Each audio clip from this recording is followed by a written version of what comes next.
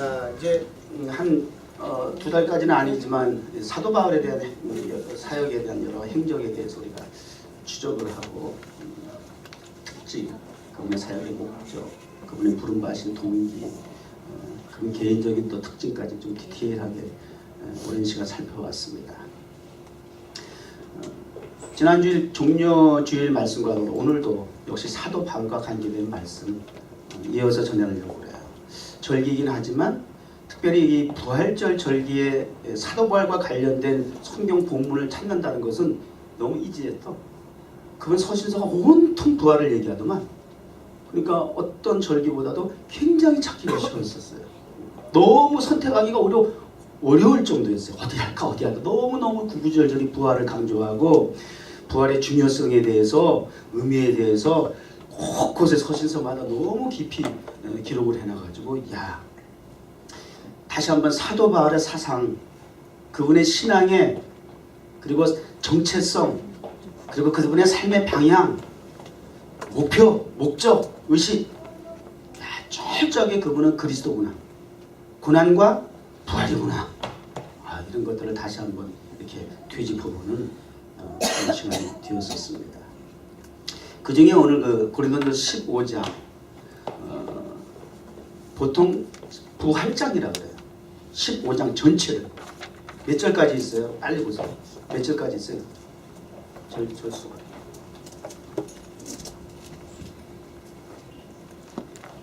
58절까지 있어. 그러니까 보통 장수에 비해서 굉장히 많이 기록되어 있어요.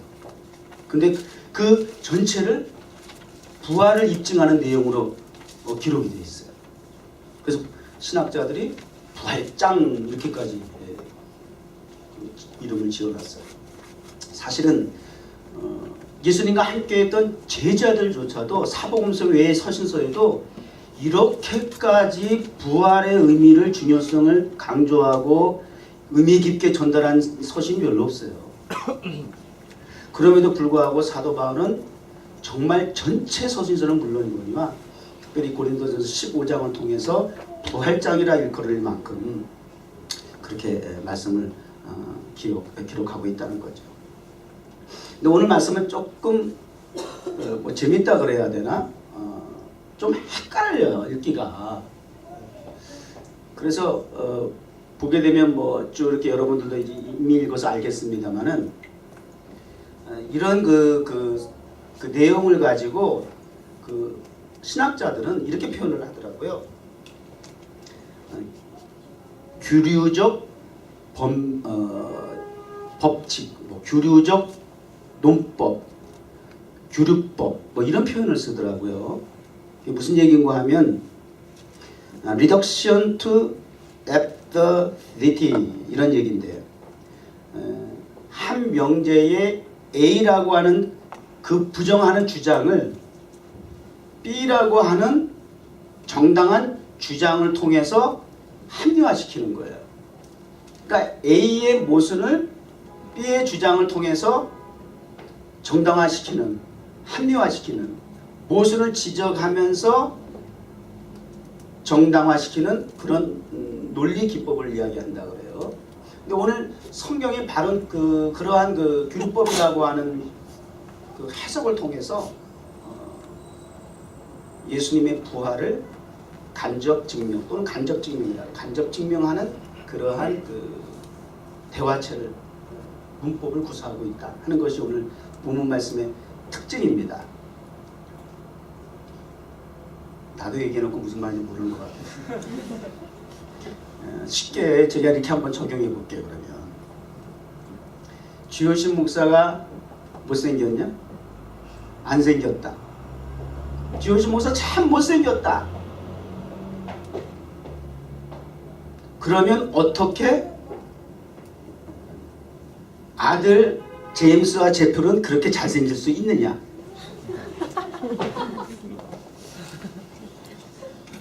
말이 돼? 고로 우리 아들 제프리가 잘생겼으므로 그 아빠 주효신 목사는 잘생겼다. 만일 둘 다 못생겼으면 얼마나 폭망 힘들겠느냐. 삶이 고달프겠느냐? 인생이 어렵겠느냐? 이런 식의 논법? 조금 이제 와닿았어요? 한번 봐 그러면 이제 성경을 보자. 이제 하나씩 보자고요. 자 12절부터 그러면 그리스도께서 죽은 자 가운데에서 다시 살아나셨다 전파되었거늘 너희 중에서 어떤 사람들은 어찌하여 죽은 자 가운데서 부활이 없다 하느냐? 부활이 없다 하느냐? 부정이죠? 부인이죠? 거부하는 거죠? 부활을 교회 안에서도 없다 하느냐라고 도전을 던진 것은 그렇게 지금 의식하고 인식하고 살아가는 교인들이 있다는 거예요. 뉴욕 정원교회에 만일 2000년 전에 사도 바울께서 이 시간 뉴욕 정원교회 부활절 강단에 올라오신다면 그게 오늘 말씀의 주제예요. 2016년에 사도 바울을 만났다면 2016년 부활절 뉴욕 정원교회 강단에서 만난 사도 바울 이거예요. 그분이 우리에게 어떻게 부활을 말씀했을까? 똑같이 고린도 교회에 도전을 주신 말씀처럼 어찌하여 당신들은 내가 예수 그리스도의 부활을 전파하였거든 어찌하여 너희들 가운데는 예수의 부활이 없다 하느냐? 부정하느냐? 부인하느냐? 그 얘기죠. 굉장히 답답한 심정을 토로하는 거죠. 다시 사도 바울이 오늘날 우리 교회들을 향해서 부활신앙이 없는 것에 대해서 따라서 무기력한 교회들을 바라보면서 다르지 않은 도전의 말씀을 주시지 않겠어요? 어떻게 부활신앙이 없지? 어떻게 예수를 믿는 거지? 부활이 없다는 거야 지금?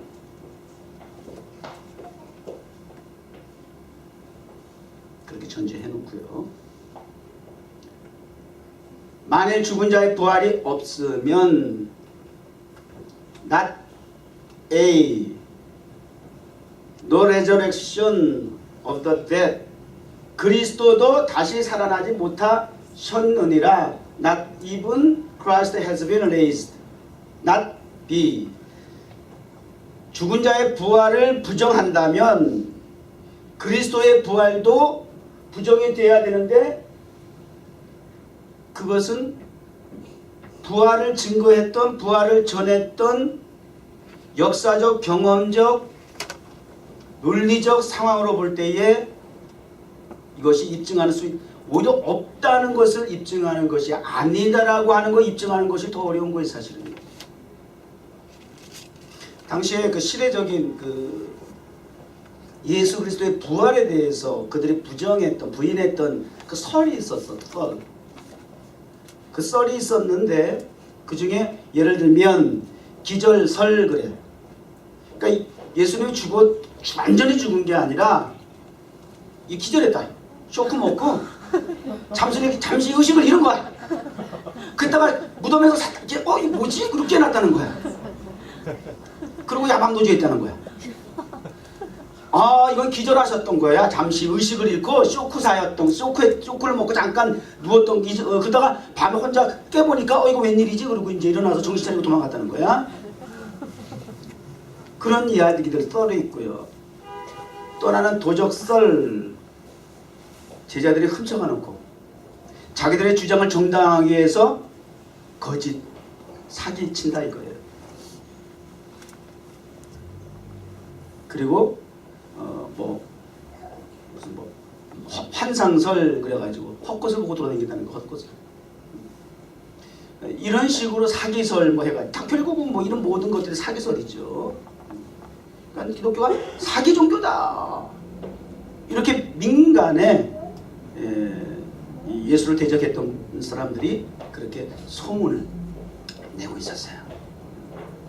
그러니까 직접 목격하지 않은 사람들에게는 그러한 소문이 썰들이 반복적으로 접촉하게 되게 되면 그것이 의식에 자리 잡게 되는 거죠. 그래서 자기도 모르게 무의식 가운데 무인식이 되는 그런 삶을 살아갈 수밖에 없다는 거죠. 그러니까 종교생활은 하되 부활이 없는 신앙생활, 종교생활 할 수 있도록 그런 어떤 배경적인 그 교린도교의 특징이라는 거예요. 그래서 부활이 없으면 그리스도도 다시 살아나지 못하셨으리라 라고 얘기를 해요. 자, 그러면 두 번째 넘겨보세요. 그리스도께서 만일 다시 살아나지 못하셨으면 우리의 전파하는 것도 헛것이요 또 너희 믿음도 헛것이며 우리가 하나님의 거짓 증언으로 발견되리니 우리가 하나님이 그리스도를 다시 살리셨다고 증거하였음이니라. 따라서 다시 살아나지 못하셨으면 이것이 오히려 부활이 있기 때문에 죽은 자들의 부활이 있다. 조금 전에도 그리스도의 부활이 없다라고 하면 우리에게 그것 또한 헛것이겠죠.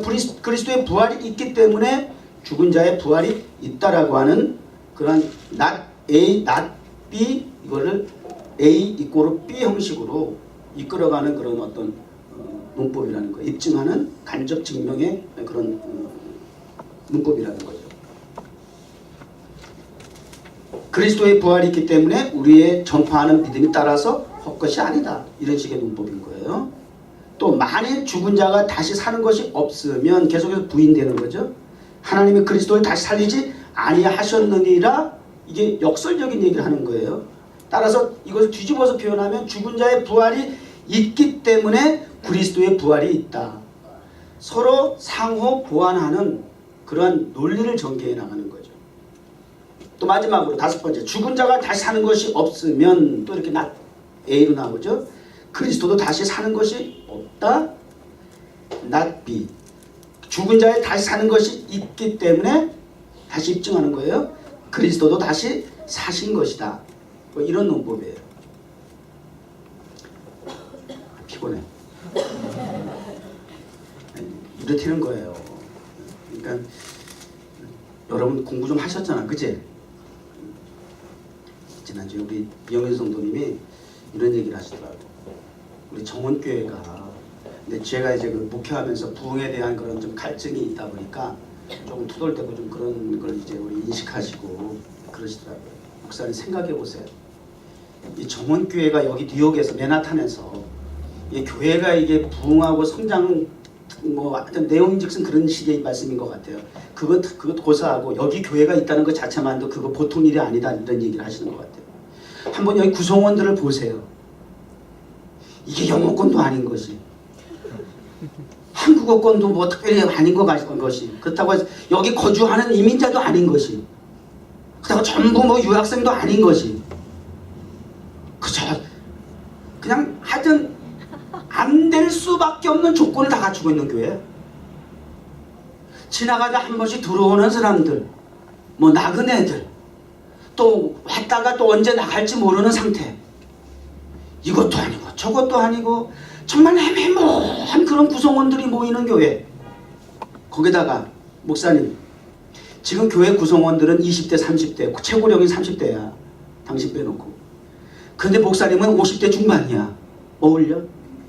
뭐 이런 식이야. 내가 얘기를 들어보니까. 이 정도라도 모인 거 감사할 줄 아셔. 이런 거 같아. 아니 50대 중반 할아버지 앞에 그다 어르신 앞에 우리 젊은이들이 모인 것만도 대단한 거지 이거.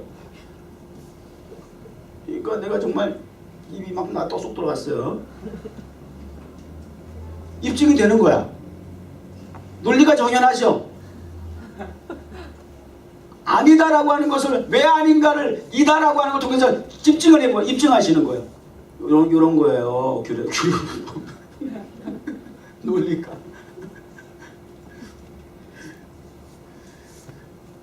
여러분은 예수님 부활을 믿습니까? 네. 아이 복잡해. 그런데 이러한 학문적 측면에서 사도 바울이 논리적으로 입증을 하는데 역시 사도 바울은 다르다. 이런 건 좀 느꼈어요. 이렇게 말씀을 반대를 위한 그들의 모순된 주장을 진리의 말씀으로 정당화시키는 그 주장을 통해서 적용하는 것은 이게 아무나 할 수 있는 실력이 아니거든. 그래서 역시 다른 사도들과 달리 바울은 좀 배운 사람이다. 이 아무나 할 수 있는 말은 아니잖아. 그죠? 역시 바울은 좀 배운 사람이다. 논리적이고 신학적이고 학문적인 사람이구나. 그래서 자기의 그 배운 학문과 지성을 통해서 복음을 전하는 수단으로 쓰더라는 거죠. 저와 여러분은 그런 학문적인 측면에서 복음을 그렇게 역설적으로 유식하다고 하는 사람들에게 그렇게 효과적으로 전달하기에는 너무 실력이, 지식이 미천이 짧아. 이렇게 되면 우리 그럼 포기해야 되나? 저는 저대로, 여러분은 여러분대로 하나님 주신 은사가 있잖아. 어제 재능기부 뭐 했다면서, 그죠? 재능기부 뭐 어제 행사했잖아. 하나님 저와 여러분들에게 주신 각자의 탤런트, 기능, 그것이 음악이든 또 뭐가 있어요? 테크닉, 기술이든 뭐 어떤 분야든 간에 디자인이든 연극이든 노래든 어떤 그 밖에 다양한 문화라는 코드를 가지고 있다고 한다면 그것을 통해서 사도 바울처럼 복음을 잘 표현하면 되는 것이야. 그게 우리 뉴욕 정원교회 주호신 목사를 통해서 하나님께서 주신 비전이야. 우리 맨하탄에서는 그런 어떤 사도 바울과 같은 그런 학문을 통해서 복음을 전하는, 그럼 신학교 세우면 되지. 근데 그런 신학교를 세워서 복음을 전한다는 그런 측면보다는 다양한 문화라는 코드가 공존하고 있는 이 맨하탄에 합당한, 적당한 그런 문화의 다양한 사역을 통해서 예수 그리스도의 죽음과 그 고난과 부활을 입증하고 표현할 수 있도록, 그래서 그 사람들에게 가까이 접근하고 함께 공유할 수 있도록, 그리고 그들에게 인식이 될 수 있도록, 지식이 될 수 있도록, 예수의 부활을 의식하며 살아갈 수 있도록 돕는 역할, 전달하는 역할, 그 우리 뉴욕 정원교회 사명이고 정말 하고 싶은 비전인데 여러분 하셔야죠. 할 수 있어야죠. 각자 오늘도 보니까 예배를 드리면서 경비와 찬양팀들 이렇게 조금 그 포맷이 구성이 좀 달라졌네. 전부 다 앞에 나와 있는데 일부가 이제 이 무대에서 내려와가지고 여러분과 함께 이렇게 서라운드식으로 쫙 해가지고 여러분을 이렇게 돕는 그런 찬양을 하는 그런 개념인 것 같아, 그죠? 앞쪽은 막 뜨거운데 이쪽은 항상 차가우니까, 그러니까 전체적으로 좀 대표줘야 되겠다. 뭐 이런 어떤 기술적인 측면도 우리가 노력을 하고 그런 의지의 표현으로 이렇게 보여지는 것 같고, 또 굉장히 반응이 좋았던 거라고 생각이 되어지고요. 어느 때보다도 저도 굉장히 마음이 뜨겁게 찬양할 수 있었어요. 선곡 너무 좋아하고. 다양하게 표현할 수 있어요. 각자 여러 구석에서, 자리에서 보이지 않게 보이게 그렇게 역할을 감당하면서 하나님의 역사를 이루어 나갈 수 있는, 하나님의 나라를 증거할 수 있는 그런 교회의 모습 되면 뭐 감사하죠. 뭐 무슨 욕심을 더 내겠습니까? 사람이 더 많이 모여주기는 그렇게 기대하겠습니까? 저는 지난 주간 그 고난 주간 그 본 동영상 가운데서 오늘 제가 좀 같이 보려고 했는데 오늘은 여러 가지 순서가 많아가지고 시간이 너무 지체될 것 같아가지고 오늘 동영상은 생략을 했는데 그 내용은 그래요. 시드니에서 제가 또 시드니가 제2의 고향인 듯이 이렇게 살았잖아요. 시드니에서 그 시내 중심에서 평생을 한 노인분이 평생을 거기서 전도를 하셨대요. 혼자 거리에서 시내 중심에서 예수 믿으세요. 예수 그리스도에 대해서 고난과 부활을 전하고, 그냥 복잡하게 얘기하지 아니하고 예수를 믿으셔야 합니다. 예수 그리스도가 당신을 위해서 십자가 달려 죽으셨습니다.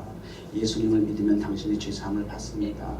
예수를 믿으면 당신이 구원을 받습니다. 평안한 삶을 살아갈 수 있습니다. 예수님은 당신을 위해서 죽었고 또 사흘 만에 부활하셨습니다.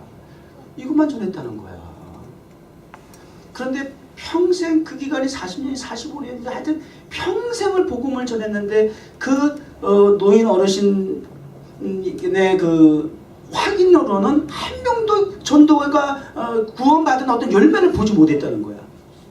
그래서 마지막에는 참 내가 이거 헛것을 했는가, 내가 이게 참 지나온 평생을 살면서 어쩌면 그렇게 전도를 그렇게 평생을 했는데 한 사람도 내가 내 앞에서 구원의 열매를 보지, 나 예수 믿겠습니다, 나 뭐 이렇게 좀 간증을 하고 그 앞에서 뭐 이런 어떤 사례가 있었으면 굉장히 더 감격을 하고 더 기뻐하면서 막 사명감이 불타가지고 뭔가 효과가 있네 뭐 이래가면서 더 재미가 붙을 거 아니야. 아니 여러분, 사역은 재미 꼭 없어야 됩니까?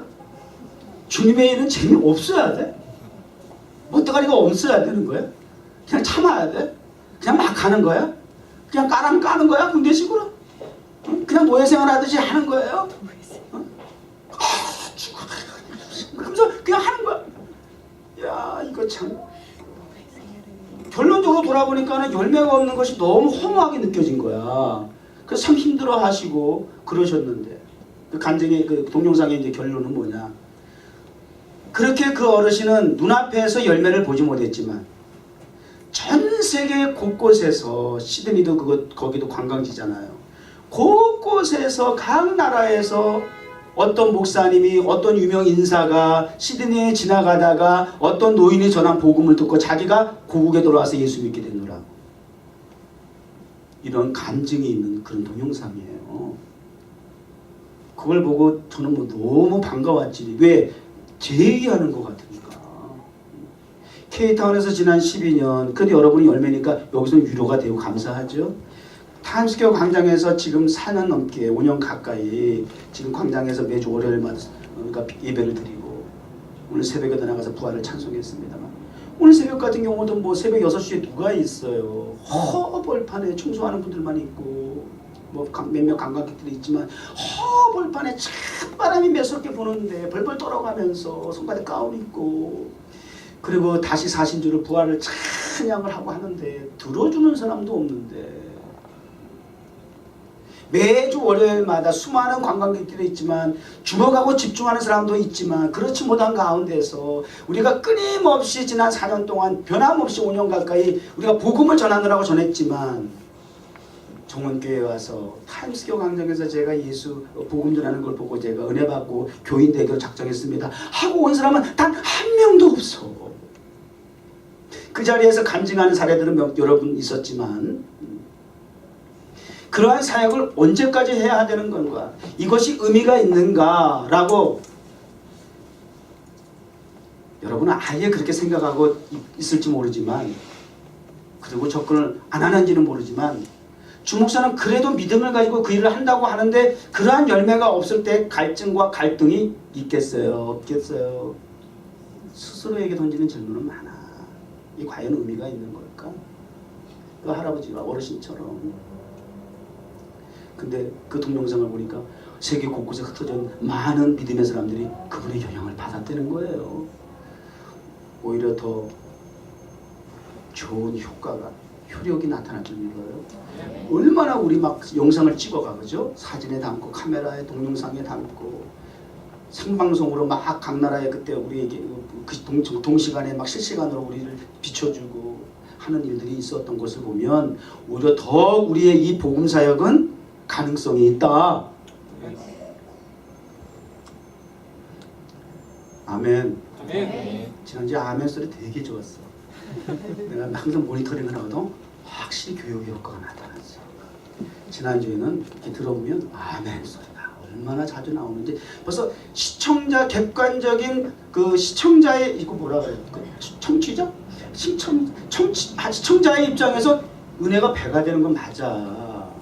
그 현장에는 없었지만 목사님의 말씀과 더불어서 아멘 하고 이렇게 주거니 받거니 그 예배가 이렇게 벌써 라이브 살아있는 게 이게 느껴지는 것이야. 무대에서 열창을 하는 가수를 보여줄 뿐만 아니라 그 밑에서 그 관객에서 은혜 받는, 그 사람들 은혜 받나? 감동받고 막 너무 좋아하는 모습을 준민해가지고 보여주면서, 클로즈업해서 보여주면서 그것을 서로 이렇게 뭐라 그래요,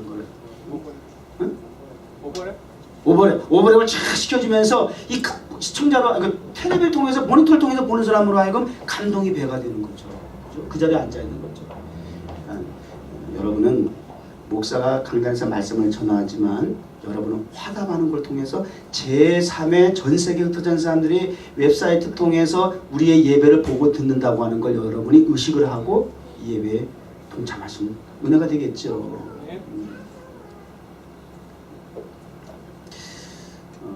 이런 영상을 보면서 굉장히 또 위로가 되고 의미가 있구나. 자, 오늘 그 사도 바울이 굉장히 사실 도전적인 말씀을 하셨잖아요. 그리스도의 부활이 없으면 실컷 예수 그리스도의 부활을 이야기해놓고 전달해놓고 증거해놓고 목숨 걸고 그리스도의 복음 부활에 대해서 말씀해놓고 그리스도의 부활이 없으면 뭐가 된다는 거예요? 없으면 우리는 뭐라고 표현했어요? 성경에 헛것이요.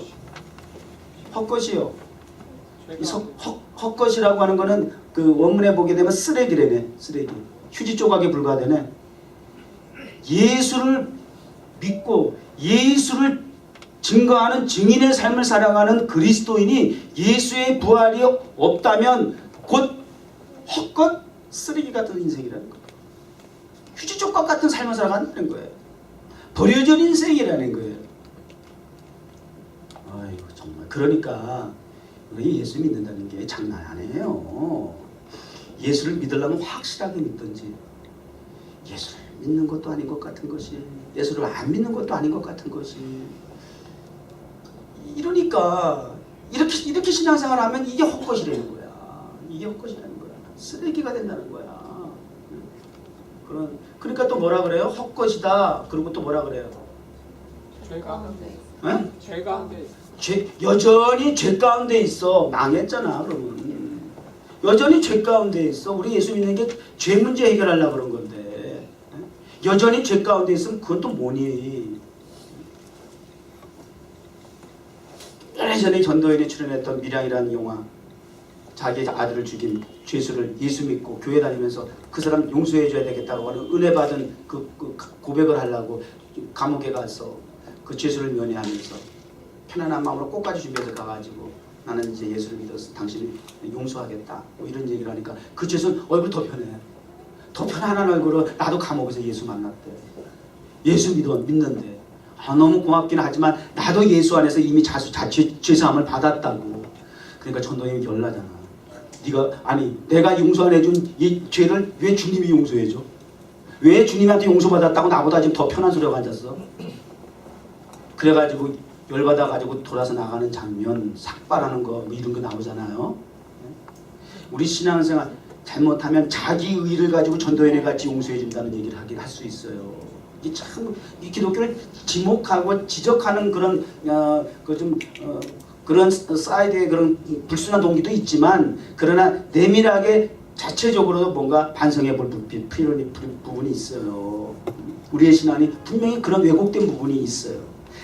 예수 그리스도의 이름으로 예수 그리스도의 피로 말미암아 죄사함을 받았다라고 하는, 따라서 용서가 이루어지는 것이 아니고 사랑이 나누는 것이 아니고 나의 인간의 의로 용서하려고 하는, 내가 용서해 줄게 라고 하는 그 자기의가 거기 감춰져 있는 거죠.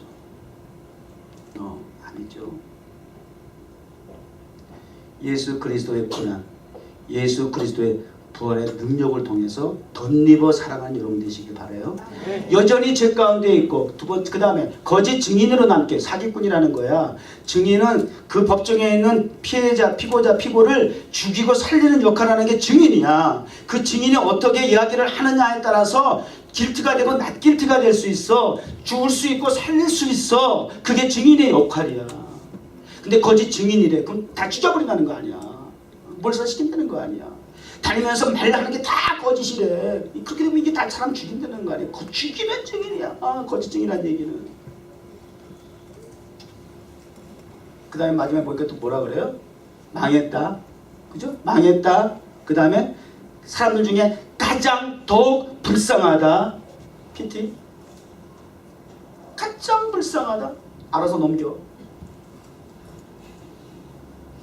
예수 부활이 없으면 먼저 죽은 사람도 그렇고 앞으로 죽어야 할 우리들도 그렇고 부활이 없다라고 하는 거, 이게 얼마나 불쌍한 일이냐. 더군다나 예수의 부활을 믿는다고 하면서 부활이 없는 예수를 믿었다고 한다면 이것처럼 폭망하는 일이 어디냐. 정말 불쌍한 사람이 어디냐. 그래 안 그래? 정말 그런 식으로 논리를 적용한다면 남 얘기할 거 없어.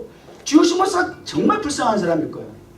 어려서부터 모태신앙 나시린같이 성장해가지고 배운 게 본 게 그저 예수 안에서 예수 문화밖에 예배밖에 없어. 평생 군대 가서도 저 맞아가면서 고문 받아가면서 술 담배 안 했어. 예수 때문에, 예수 부활을 믿기 때문에. 평생 그렇게 예수 안에서만 살아왔는데 세상이 좋다는데 난 도대체 세상이 왜 좋은지를 몰라. 그 정도로 그렇게 세상과 철저하게 벽을 지고 살았는데 남들 좋다는 그렇게 유혹을 받아 지금도 수많은 사람들이 교회 밖의 사람뿐만 아니라 교회 안의 사람들도 여전히 그러한 세상이 좋다는 유혹 속에 선악과 앞에 무너지고 있는 이런 현실 속에 그 선악과를 바라보고 너무 좋으니까 그럴 거 아니야?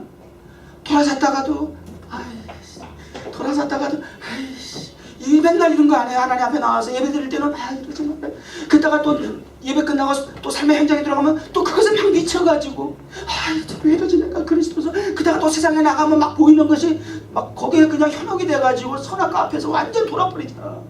거기에 주목하고 집착하고 한시도 눈을 떼지 않고 그것이 나의 삶의 목적인 것처럼 의미인 것처럼 거기에 막 목숨을 걸려고 하잖아. 그러다가 또 찬한 양심이 있어가지고 또 교회에 오게 되면 또 괴로워가지고 나 왜 이러지. 등신이잖아.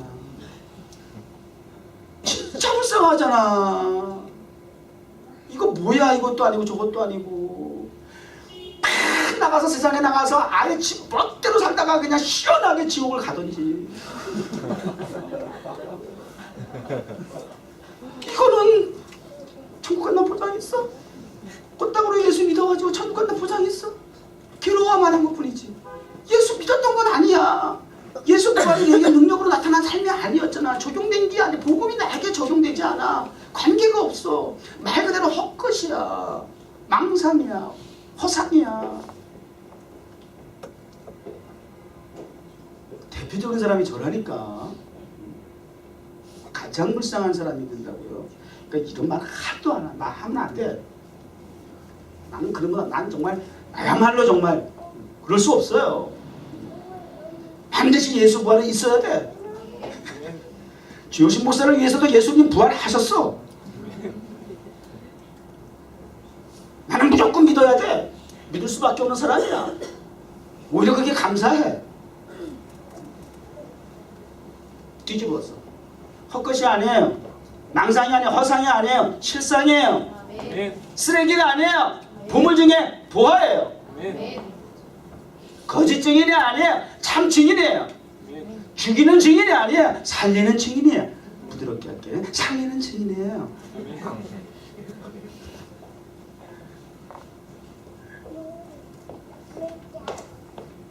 폭망했다고요? 너 성공했어요. 가장 불쌍하다고요? 너 가장 행복자예요. 가장 축복자예요. 승리했어요. 폭망은 뭐 불쌍하긴요. 아이고 아무리 대단한 사람 병암 내놔봐. 내가 부러워할 것 같은가?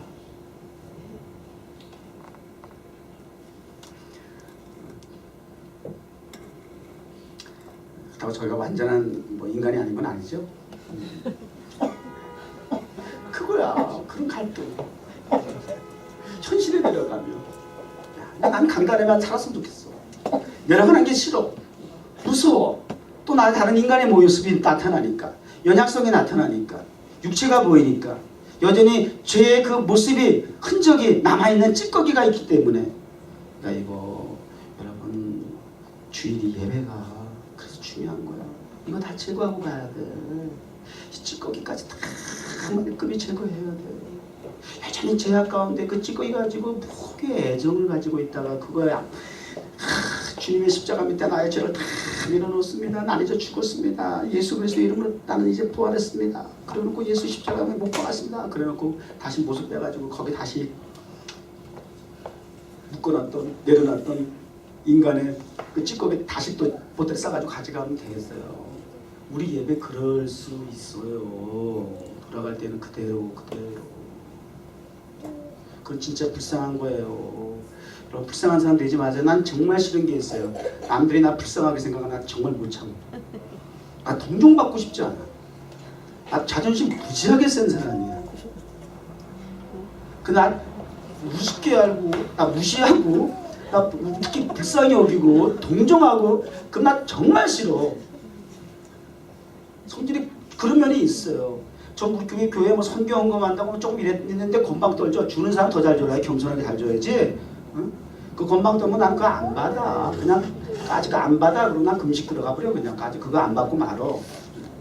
그게 이제 사실 내 자존심인데 그 자존심 때문에 내가 복음을 전하는데 그래도 살짝 도움이 되는 부분도 있긴 있어. 그것이 기질이. 근데 그것 때문에 또 목회에 또 장애가 되는 부분도 없잖아. 있더라고. 누가 나한테 도전해? 뭐라고? 막 이렇게 되면 안 되는 거죠. 자존심은 아니죠. 자존감은 있어요. 달라 이건 조금 내용이.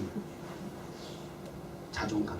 목사로서 주의 종으로서 복음을 전하는 거기에 올인하고 생명을 건 목사로서 정체성에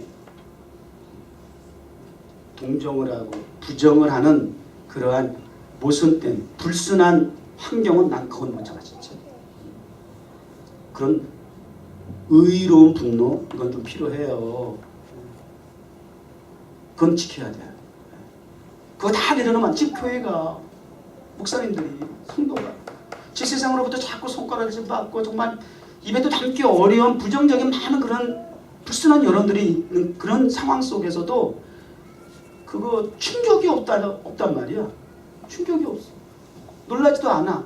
눈 하나 깜짝 안 해. 그냥 뭐 마귀들이 늘 그래왔대. 이런 식의 적용이 되면 안 된다는 거예요. 분명히 도저히 충격이 돼야 되지요. 이러저는 안 되죠. 회복하려고 이제 몸부림을 쳐야죠. 다시 한번 돌아봐야죠. 정치성 회복해야죠. 더 이상 이렇게 사람들이 교회를 향해서 무시하고 동정하는 그런 여론을 들으면 안 되죠. 이제는 교회가 선도해야죠. 앞장서야죠. 리드해야죠. 이끌어 가야죠. 주도해야죠. 정복해야죠. 다스려야죠. 구석구석에 여러분이 있는 그 자리에서 생육하고 번성해서 강성해서 힘을 가지고 예수 그리스도의 부활을 효과적으로 전달할 수 있어야죠. 그러니까 하나님의 나라는 말에 있지 않고 능력이 있잖아요. 그렇게 그냥 말장난으로 되는 게 아니야. 이제 시대가 그만큼 피리를 불어도 춤추지 아니하고 곡을 해도 슬퍼하지 않는 시대가 되었단 말이야. 이러한 시대에 어떻게 전달해야 주의 복음이 부활하신 예수 그리스도가 다시 사셨어. 이런 논리를 어떻게 증명할 수가 있어요? 전달할 수 있어요. 가만을 줄 수가 있어요. 이거는 정말 그 어떤 것보다도 기적을 행하라는 일이랑 똑같아요. 예수 부활을 믿으라고 전달하는 사명을 우리가 받았는데 그 일을 감당해야 할 우리들은 사람들이 예수를 부활을 믿게 하는 그 일은 기적을 행하라는 것 이상으로 힘든 일이라니까요. 가장 힘든 일이 기적 중에 이적이 사람이 마음 움직입니다. 내가 10달 동안 배 아파 난 자식 새끼도 내 마음대로 못하더랍니다.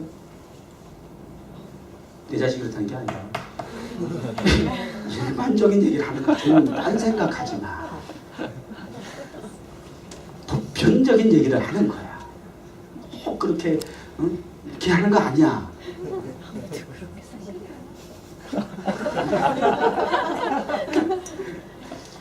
자, 오늘 제가 컬러가 제대로 보여요? 다음 주에는 또 다른 걸 제가 또 있구나. 그 기대하시라.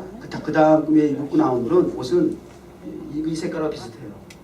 제가 이렇게 피팅룸에서 입고 딱 나오니까 거기 매장에 있는 직원들이 막 난리 났어. 멋있다. 멋있다. 그래서 이 looks like nice 헤어 컬러 세일인데 참 많은데. 근데 그게 우리 아들도 우리 아빠는 몰랐다. 이렇게까지 얘기는 안 했지만 이런 거 긍정적 선한 부전자전 잘생긴 아빠 밑에 잘생긴 아들 있고 믿음 좋은 목사하고 믿음 좋은 성도가 있는 거야. 믿음 좋은 목사가 아니라고 한다면 어찌 믿음 좋은 성도가 있을 수 있으랴. 예수 부활을 증거하는 목사가 아니라면 어찌 예수 부활을 믿는 성도가 있으랴. 따라서 예수 부활을 믿는 성도가 있다라고 하는 것은 강단에서 때마다 목사가 목숨 걸고 예수 부활을 전하느니라. 이런 논리예요. 이걸 무슨 법이라고? 머리 앞에 있는 거는 그 좀 유식한 척 하려고 제가 드문드문 좀 준비해 보는 거예요. 자, 여기까지입니다. 기도합시다. 하나님 아버지, 그때나 지금이나 여전히 예수 부활에 대해서 도전을 하는 것은 이 세상의 현 주소입니다. 심지어 그 예수 부활을 전하느라 목숨까지 걸었던 바울의 입장에서는 그 교회 성도들이 예수 부활이 없다라고 한다면 이것처럼 의문을 느끼는 일이 어디에 있겠습니까? 성도들이 잘 살고 못 살고 힘들다 어렵다 죽겠다 못 살겠다 있다 없다 이야기를 하지만 그것은 삶의 과정 속에서 누구나 겪을 수 있는 일이라고 하겠지만, 그러나 예수 부활이 없다라고 하는 것은 곧 사망, 멸망, 심판, 저주, 지옥을 말하는 것인데, 복음을 전했던 사도의 입장에서는 도무지 참을 수 없는 일이었을 것입니다. 그래서 오늘 이렇게 유명한 진리의 말씀을 2000년 전에 설파하셨는데, 오늘 이 시간에 우리 뉴욕 정원교회 강단에 주요신 목사 입을 통해서도 사도 바울은 같은 심정으로 예수의 부활을 증거하는 줄 믿습니다. 하나님, 이제는 부정이 아니라 긍정적인 면에서 가장 이 땅에서 행복자 되게 하여 주옵소서. 예수님의 이름으로 기도드립니다.